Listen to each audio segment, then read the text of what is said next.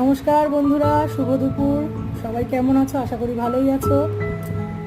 তা অনেক বেলা হয়ে গেছে, আজকে আমাদের খেতে বসে। আমার গ্যাস ছিল না গো, আজকে খুব কষ্ট হয়েছে রান্না করতে।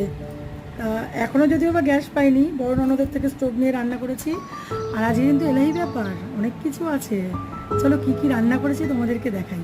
আমি অনেকে অনেক কিছু কমেন্টস করবে, যে প্রথমেই দেখাই এক গামলা ভাত গরম গরম, তার সঙ্গে এটা হচ্ছে ওল ডাঁটার তরকারি, একদম ঝাল করে করেছি, চিংড়ি মাছ দিয়ে পেঁয়াজ রসুন বেশি করে দিয়ে।